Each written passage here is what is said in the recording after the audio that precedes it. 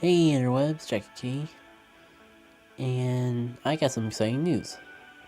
I got a new hair color.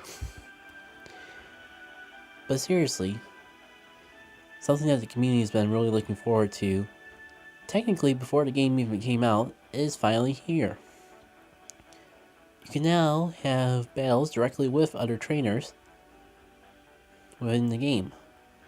Both people that you meet as you're walking playing the game, and depending on your friendship level, people from all around the world. And if you don't have either of those, there's ways to play against the AI as well. And that's what I'm going to get into in this video. I got a lot of plans for the channel. I really want to just try to find the best way to incorporate PvP Pokemon Go. So I appreciate your patience while I'm sorting through that, especially since I may be sorting around how much Pokemon Go content that I'm already doing. Be shuffling around like how often to upload blogs and things like that to try to squeeze the time to record, edit, and upload PvP battles, because I've been really thinking about doing this for a while. As those of you who may follow me for a long time know, I used to do Wi-Fi battles on older Pokemon games, but I'll admit I kind of fell out of the main games the more prominent Pokemon Go got in my life. I feel like could be a way to get back into all that, or at least find the best alternative, because I'd rather make those type of videos on a game that I'm willing to put a lot of time and energy in, instead of just trying to force myself to do breeding for a game that I don't play nearly as much, if you follow my statements and that. I'll have more details on all that stuff when I finalize it more, but in the meantime, I'm going to talk about the basics of PvP and everything there is to it at the current time. Now, as you see, you can choose any the AI trainers by following what I do. You go down to here where you would normally search for Pokemon, and on your nearby screen, you swipe to the left to get the battles. This little QR code here is what will allow you to battle against any trainer. Otherwise, you have to at least be Ultra Friends or higher with the person that you want to battle with. Go to the friends screen, pick a friend, and a battle icon should show up from there. But for this demonstration, I want to go for the AI, and I guess I'll start with Sparks just because he's technically my leader, and depending on how much time that takes, I may try to go for the other leaders as well. We got 3 sources of leagues to sort through, and their only limitations is CP, but considering how CP works in this game, it's basically a sum of all your stats. You're going to need to have either a really low Pokemon to get something like overpowered like a Tyranitar or Legendary into one of the greater Ultra Leagues. Or, more likely, you'll use Pokemon that are a bit less conventional, like Pokemon that you normally wouldn't bring as your top picks to a raid. And I'm cautiously optimistic about that. But I'll show you what I mean. Great League probably has the best potential, because I'm pretty sure you can't sneak a Legendary in there. Maybe like if you have a research breakthrough.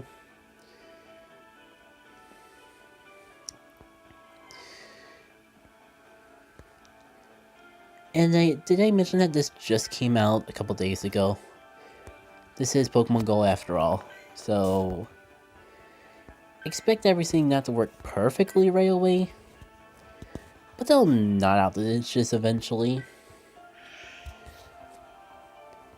So the Great League allows you to battle up to 1500 CP. The Ultra League will allow you to battle with Pokemon up to 250 CP. And last but not least is the Master League, which is the one with no CP limit, basically your typical, for competitive battle equivalent, the type that has 0 limitations. Like you'll be able to use Pokemon from all sorts of levels. This is where a lot of the top legendaries are really going to start hanging out. And to go over the battle mechanics a little bit as I'm going through here, it is kind of like in typical Pokemon Go battling, tapping to do your quick attack, and when you do enough, you do a charge attack. I went by rare quickly, so I will be able to take a little moment to show you exactly what happens on the other leagues. And as we go through these other leagues, I will go over the details of battling further, because it's a little bit more than your typical tap fest. There's a little more to it than your typical raid battles. It may seem a little bit of a downgrade, because as I'll show, I'm swiping left and right and all I'm doing is tapping. You cannot dodge in this particular game. However,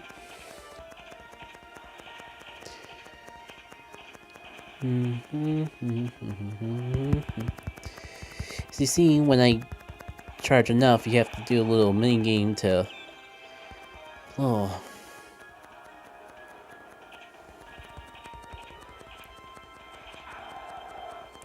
so close to using my charge attack. Oh well.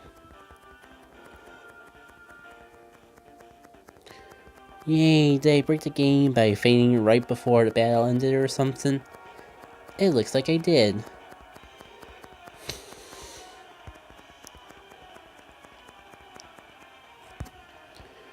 I guess I could try switching and see if that fixes anything. Nope, I guess he's just frozen there like that. Did I mention that bugs are to be expected as they pan out the details, and literally everyone that plays this game with the large player base it has will probably be doing this at once. Overwhelming servers, no doubt. Well, I've already done my one reward for the CPU battles already, so I'm not really missing out on anything.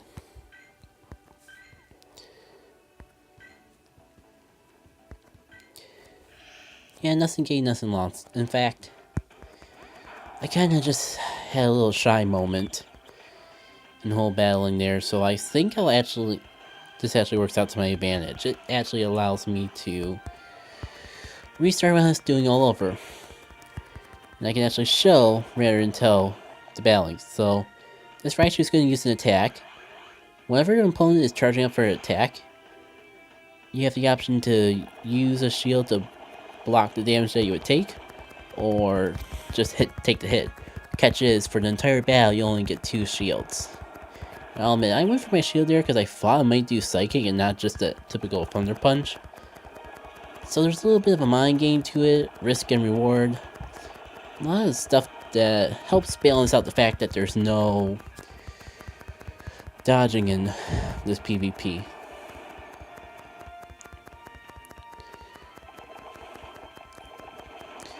However,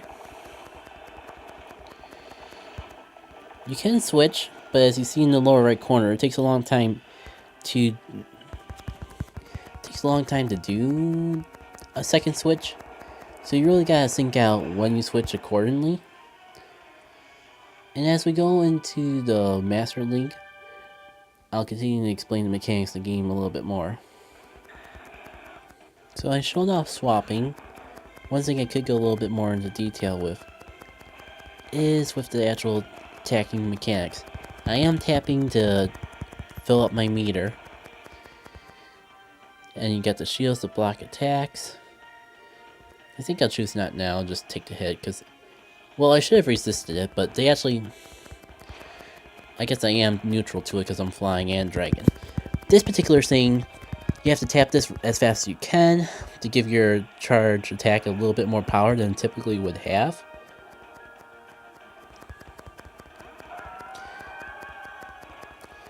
And that can really add a mechanic to the battle, I believe. Because I feel like that there's been times I've had a good strategy, but I haven't tapped as fast as my opponent, and they've gotten the edge over on me. I don't know quite all the technicalities of exactly how much is tapping, because I know, like, in raid battles, there's typically a rhythm that you go through, and through that rhythm, you will have a good opportunity to actually take out the opponent. What I'm trying to say is, like, you don't have to tap the phone as fast as humanly possible in raid battles, because your Pokemon can only do their quick attack so often, even if you are a pro button masher. So I'm not quite sure how it actually works in that sense. Well, I'm almost done, so I might as well use the shield to block this hit.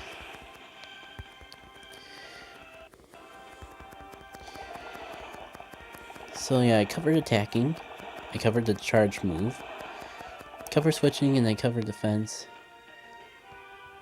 I think I covered everything to the battling.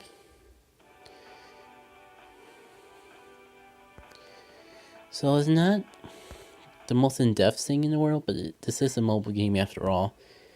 And I think there are ways to actually spice up the action a little bit.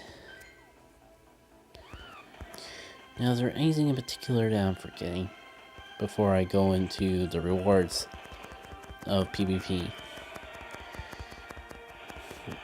Well, I'm trying to think of the other things I want to talk about. Essentially, you get 3 attacks, or I mean, like, a total of 4 rewards per day. You can get 1 from an AI, like I'm doing right now, and the other 3 you get for playing against another person.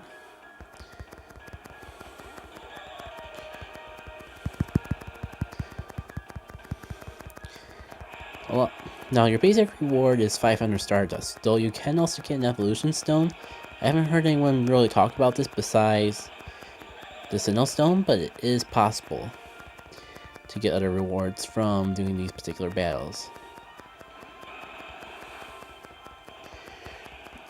And the other thing I wanted to bring up is they slightly changed the battle mechanics as PvP was announced. Essentially, attacks that do super effective damage do a bit more damage than they did before, and attacks that do not very effective damage or flat out resist, in the sense that in the main games they would be immune, those moves will have less of a reduction than usual, I guess would be a good way to put it. And while I scroll through here, oh yeah, I forgot about the best part. Maybe I can showcase it if I just quickly arrange the team accordingly. Give me a sec.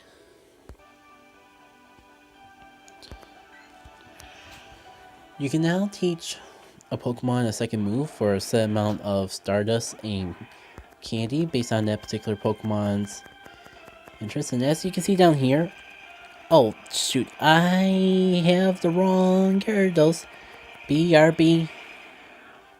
As I was saying, you'll see on the bottom here that I have 2 different charge moves now, because I spent, I believe, 10,000 Stardust and 25 candy to get that particular charge move.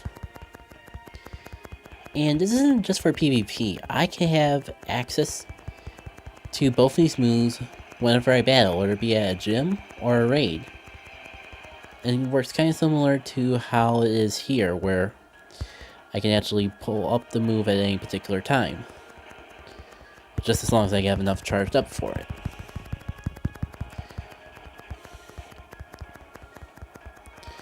It's a pretty neat mechanic. It does have a really high cost, especially for a lot of the most prominent meta-related Pokemon, like Tranitar, and don't even get me started on legendaries. But I do find it pretty worthwhile if you can build up enough of the Stardust needed to actually get set moves. Well, I forgot you were ground flying. Maybe it would have been better to save my Gyarados here for a little bit later.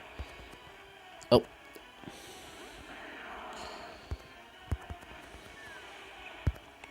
Maybe I'll use a protective shield to protect myself from a possible earthquake. Actually, if you have Night Slash, then what the heck was I worried about? Okay, yeah. I'll run down the full details. Oh, shoot. This is a kind of an issue I kind of have with the system. I get so caught up in tapping that I'm still tapping when it asks me to pull up the shield, and my thumb is in just the wrong place because I have my thumb right over the charge attack button, preparing myself to take a hit. And yeah, that kind of backfires on me occasionally. As I was saying though, Pokemon that normally would give you a buddy candy every kilometer, on top of starter Pokemon and baby Pokemon, will get you can get a second move for them if you have 10,000 Stardust and 25 candy. Now here's an interesting thing that people are debating whether it's accidental or intentional. But you can actually, this is true even with baby Pokemon that normally would fall under one of the higher tiers. If you teach it a second move before evolving it, you technically get a discount. I personally think it's a really neat thing, though I could see why some people are saying, do this as soon as you can. This is obviously a bug that they're going to patch out eventually. I'm not in that camp, but I do recommend it if you have a Pokemon that you're thinking about investing into battling in the upcoming future. Now that I'm done with that tangent, to recap one more time. 1 kilometer Pokemon, starters and babies, you can get a second move for them with 10,000 Stardust and 25 candy. If a Pokemon gives you a buddy candy every 3 kilometers, you can get them a second move for 50,000 Stardust and 50 candy. If it's a buddy Pokemon that normally gets you a candy every 5 kilometers, you need 75,000 Stardust and 75 candies. And last, but oh boy, certainly not least, are the legendaries and mythic Pokemon technically. 100,000 Stardust and 100 candies. Hope you've been stocking up on rare candies from raid battles. Cause yeah, that's gonna cost you a lot.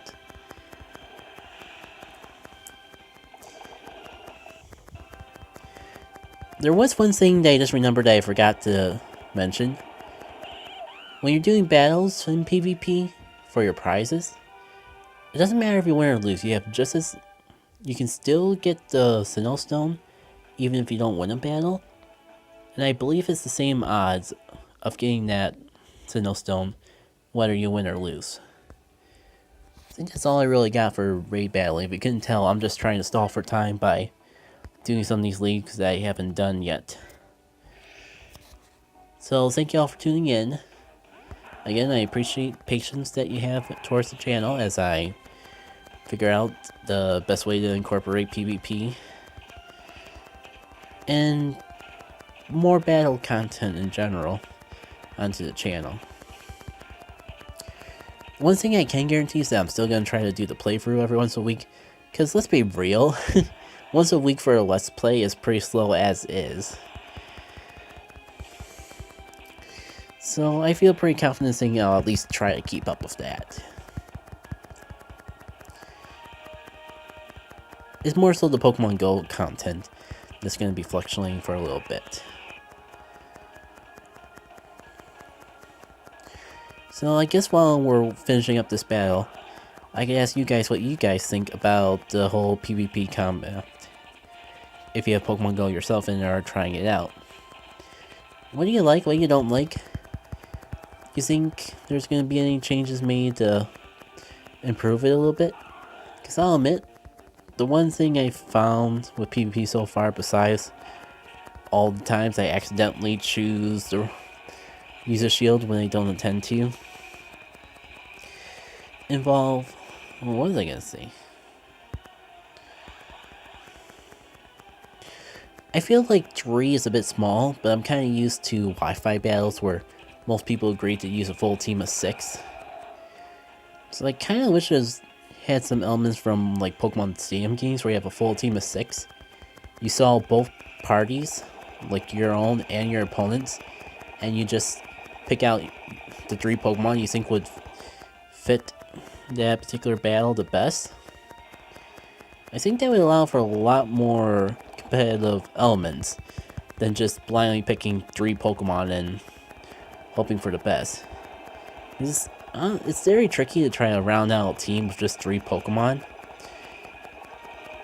And that's in a game where you have 4 moves to choose from. So 3 Pokemon in a game where you only have 2 moves max. A lot of times, unless you really invest in the Stardust, you're only going to have 1 move per Pokemon. It just feels a lot more shallow of a move variety than the main games. And I feel like they could add a little bit more while still keeping the game simple, just by giving us 1 or 2 more Pokemon to work around with in our battle parties. That's more so my opinion though. Thank you all again for tuning in, and I hope you tune in to see more of my Pokemon Go excursions in the future. I'm looking forward to it, so I hope you are too. Take care.